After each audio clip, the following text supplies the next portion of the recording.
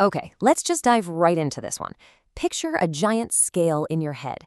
Now, on one side of this scale, you've got this massive, incredibly tempting 6.4% dividend yield. I mean, it's the exact kind of steady defensive income that just makes investors salivate, especially in an unpredictable market, right? But on the exact opposite side of that scale sits a terrifying, looming $15 to $20 billion patent cliff. Welcome to today's Explainer, where we are taking a deep dive into Pfizer, ticker symbol PFE. Whether you're hunting for yield, looking for a solid growth turnaround, or maybe you're just trying to figure out the wild tug-of-war happening with this healthcare giant right now in 2026, you are absolutely in the right place. We're going to break down the exact signals the market is flashing today. Let's take a quick look at our roadmap for this Explainer.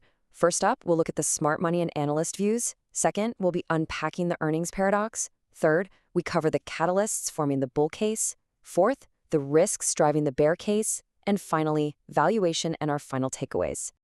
All right, Section 1, Smart Money and Analyst Views. Let's follow the funds and see what the big players are doing. So, right off the bat, institutions own a massive 68% of Pfizer's shares, while retail investors make up that remaining 32%. This basically means that when the big funds make a move, the stock moves with them. And looking at the first quarter of 2026, we saw net buying activity hit roughly $1.43 billion. That is a massive inflow of capital. The collective institutional sentiment here is definitely trending bullish, with a lot of heavy hitters really opening up their wallets. But, and this is a big but, it is not a unanimous consensus. Now you gotta look at the sheer contradiction between the heavyweights on this one. On the bullish side, you've got billionaire Ken Fisher. He didn't just casually add to his position, he increased his stake by an eye-popping 102%. He's literally holding nearly $3 billion worth of Pfizer stock right now. And other funds like SEI Investments and QRG Capital, they followed suit. But then flip over to the bearish side. Lazard Asset Management aggressively slashed its stake by over 81% in just a single quarter. Other major players like Massachusetts Financial Services and TD Asset Management trimmed their positions too. So the takeaway here? The whales are completely divided. But again, that net inflow of $1.43 billion does tell us that overall, institutional confidence is still largely intact. But while some of the billionaires are buying, Wall Street analysts, yeah, they are tapping the brakes hard. Just look at this consensus breakdown. Out of the analysts actively covering the stock, only 5 are saying buy. An overwhelming 14 are rated a hold and 2 say sell.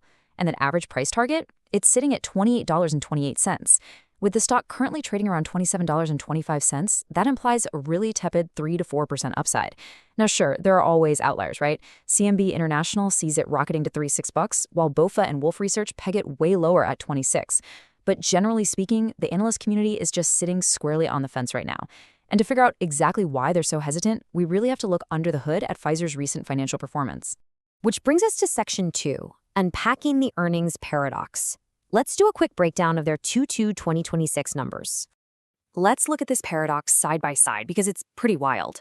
On the top line, things honestly look fantastic. Pfizer beat consensus estimates, pulling in $15.03 billion in revenue. That is a really solid 4% jump from the previous quarter. Management was actually so confident in this momentum that they went ahead and raised their full-year revenue guidance to somewhere between $60.5 and $62.5 billion.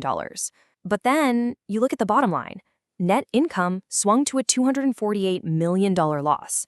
The net margin completely flipped from a positive 18% just 3 months prior, all the way down to a negative 1.65%.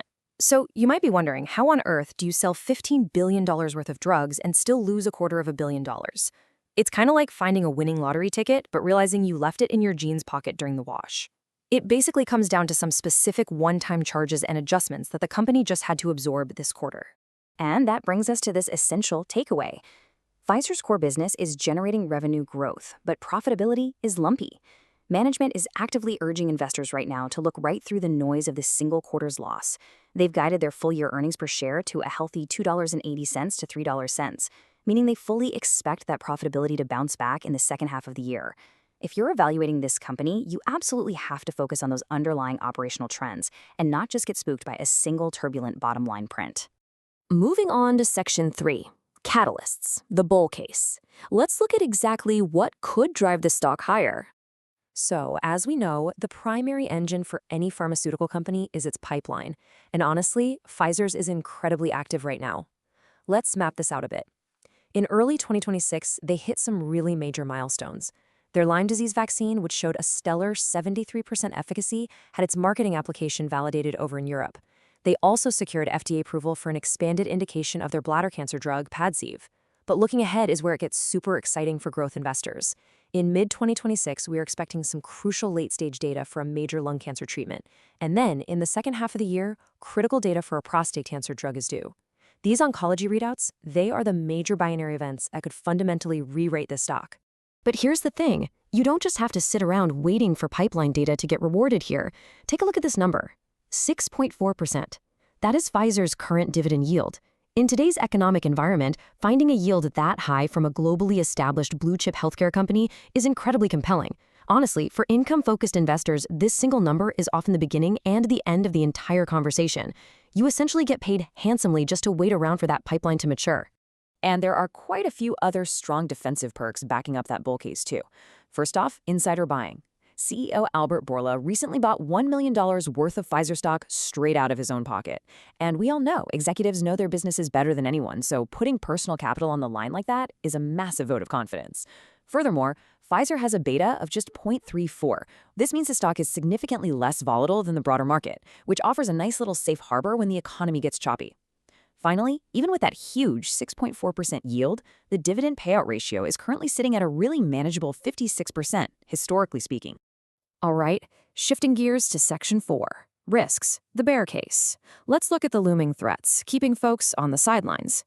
Now, this is the number that is literally keeping Pfizer executives and plenty of investors awake at night. $15 to $20 billion. That is the sheer size of the looming patent cliff Pfizer is facing over the next few years. Some of their biggest blockbuster drugs are losing their exclusivity. And we know what happens next, right?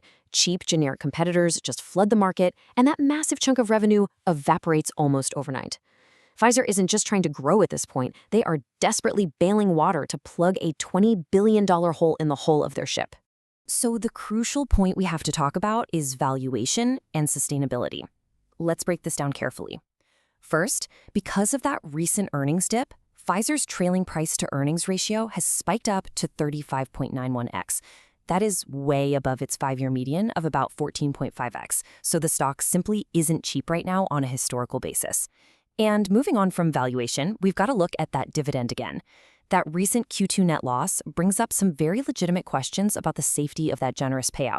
I mean, a 56% payout ratio is totally fine in good times, but if earnings continue to be lumpy or weaken further, that dividend could eventually find itself on the chopping block.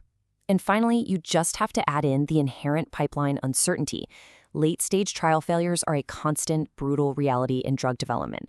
So when you stack up the high valuation, the dividend risk, and the pipeline hurdles, you can see exactly why there are 14 hold ratings on this stock right now. Which brings us to our final section, valuation and final takeaways. Time for the final verdict. Looking at intrinsic valuation, Guru-focused GF Value pegs Pfizer at exactly $26.54. With the stock trading just north of $27 right now and hanging near the top of its 52-week range, it is essentially fairly valued. It's up about 6.4% year to date. So what does this tell us? It tells us that the deep bargain basement value opportunity has probably passed. You aren't buying this at a massive discount anymore. The market has pretty much priced in the current reality. So how should you actually play this? Let's break it down by strategy based on everything we've just uncovered. If you are an income investor, well, that 6.4% yield is the star of the show. It's highly attractive and low volatility, but you've got to monitor their quarterly cash flow and dividend coverage like an absolute hawk. Now, if you're a growth investor, your eyes need to be glued to that mid and late 2026 oncology data we talked about. That pipeline optionality is your ticket to outsized returns, but it is going to require some serious patience. And if you're a value investor, you just have to recognize that the stock is currently fairly valued. To see any real upside from here, management has to execute absolutely flawlessly on replacing that lost patent revenue. Which leaves us with the ultimate question you really have to answer for your own portfolio. Does the immediate gratification of Pfizer's defensive 6.4% yield outweigh the gravity of its looming $20 billion patent cliff? It is a classic battle between cash today and uncertainty tomorrow. Are you willing to hold the bag while we wait for the pipeline to deliver? Think on that. Thank you so much for joining me for this explainer. Stay focused, keep learning, and I'll catch you on the next one.